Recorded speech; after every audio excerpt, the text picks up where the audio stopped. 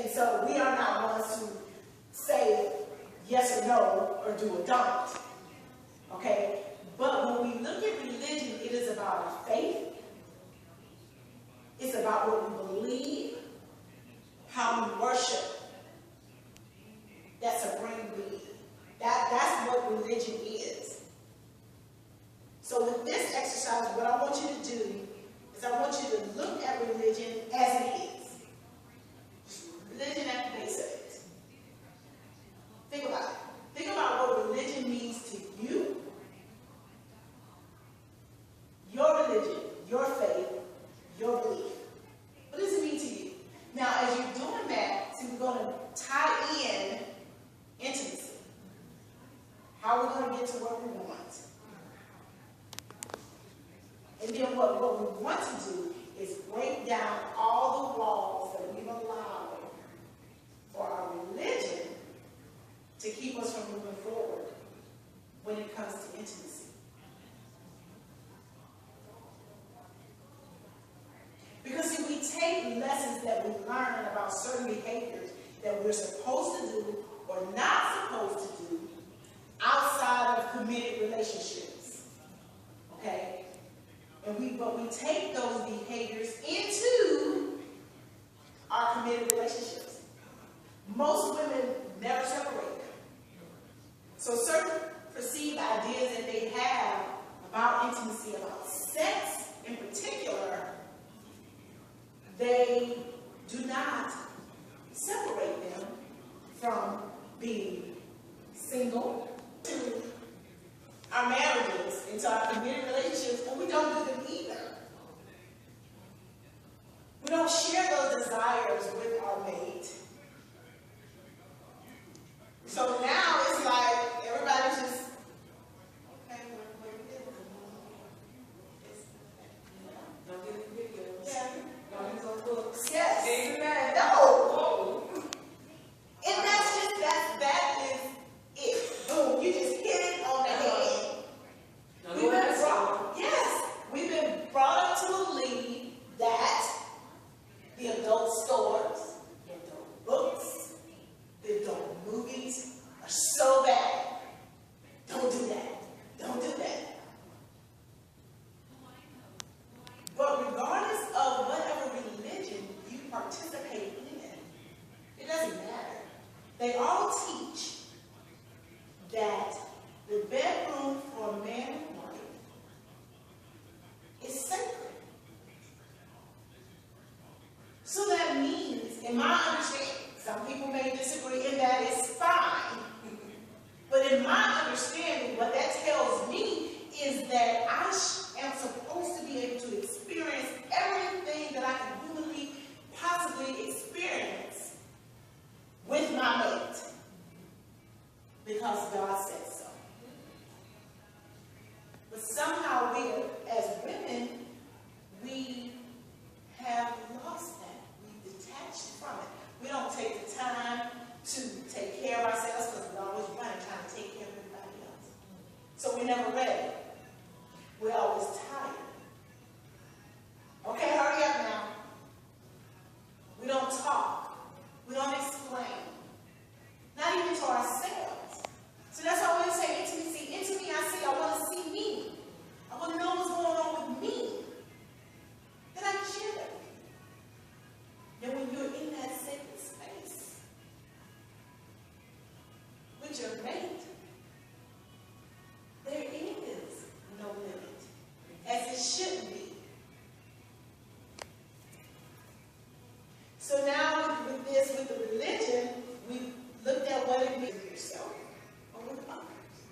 Just think about that. Think about those limits, those blocks, those things that when you try to go to share, you bring up some verse or some lesson that someone taught, and because it may not have been properly explained, now it's become a part of your world and it's hindering you.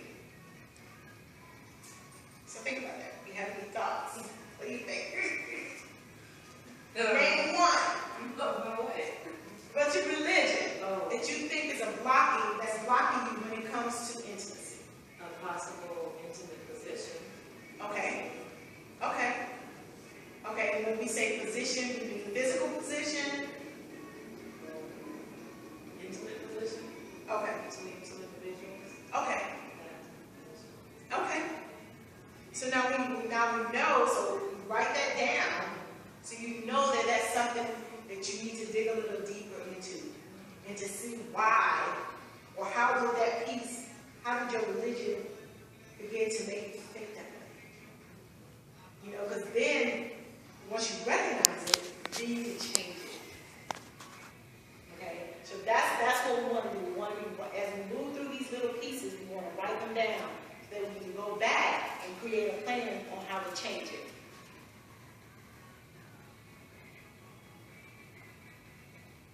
So now, we're actually moving into exercise 4. Okay?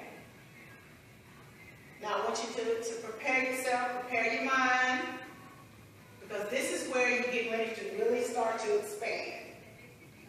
So I want your mind to kind of open up. And if you have any questions, ask us, because that's what I'm here for. That's what we want to do. We want to get to it. So when you look at religion and intimacy, and we're going to put them together. So we come to see that it's important to have a healthy balance when it comes to religion, spirituality, and intimacy. There has to be a healthy balance, because the way we are created, we operate in each of those. Okay? So a lot of times, a lot of women that I talk to, I explain to them when it comes to intimacy, especially on the physical side, if you take a look at the woman's body, okay, you will find that she has more places on her body that require stimulation. So if you take that and you understand what that really means, that means that, oh, I'm supposed to be enjoying all this stuff too. Because in retrospect, I have more things to work with. Okay? I got more things to work with. Well, you don't have to search for them. They're there. They're right there in your face. Let's figure it out. And we have to be comfortable enough to figure it out. And one of the things that I tell women all the time is that the first thing you have to do is get comfortable with you. You have to know this in order to be able to share that information with somebody else. You can't expect your mate to know how to talk to you. You get to a point to where the two of you are no longer taking showers together, then that's a problem. That signifies a disconnect. You know, find those things, those pieces within your relationship that are those triggers. Because that's important. And we discuss the baggage of our religion and intimacy. Because you think about it. What does she mean, baggage? I mean, you know, my religion is my religion, my faith is my faith, I believe. You know, I'm just living, I'm just happy, I want to go ahead. Got it. We all do. But what parts of those that you have rights to in this life, that the Creator has literally entitled you to, that you are denying yourself because of all of this? What is it? You know, the way we dress, whether or not we wear makeup, whether or not, you know, the way we wear our hair, even the way for those of us who wear head wraps, the way we wrap our hair.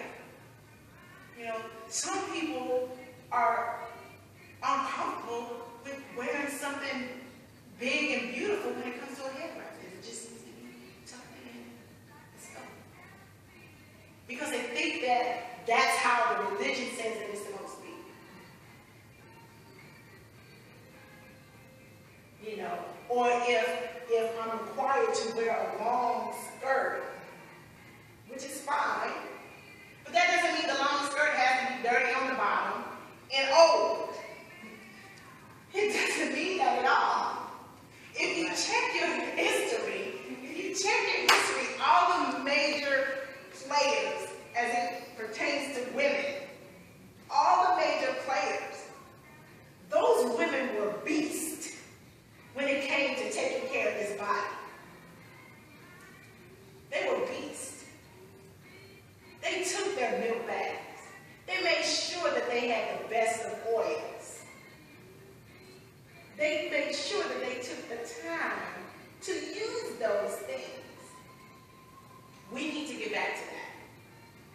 That is the biggest, that hopefully at the end of all of this will be the biggest understanding, is that it is okay. Not only is it okay, but as a woman, it's literally a requirement, especially mine. Because as I read all the different books, I'm like, oh, she did that.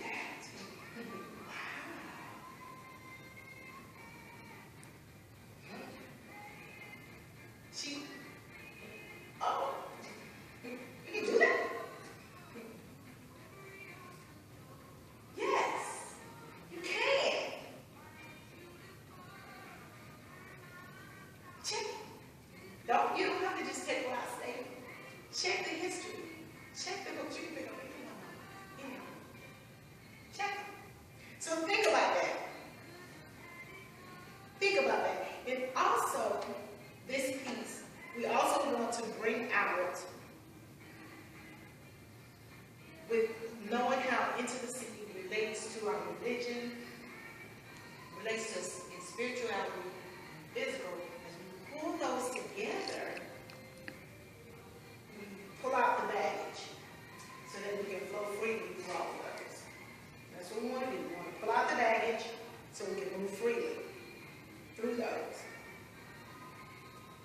And try not to have, because like I said, you have to know this. Okay? So if we're moving through the process of religion and intimacy, so what are we looking at?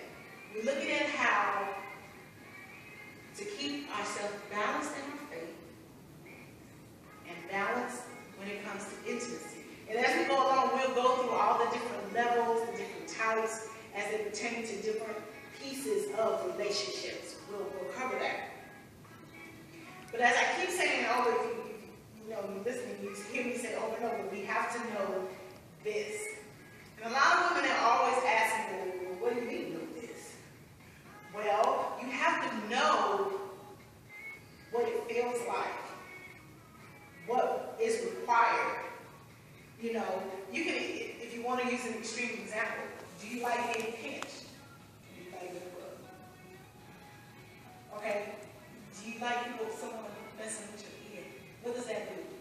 You know, for some people, that is a stimuli for them. So everybody can't play with their ear. You're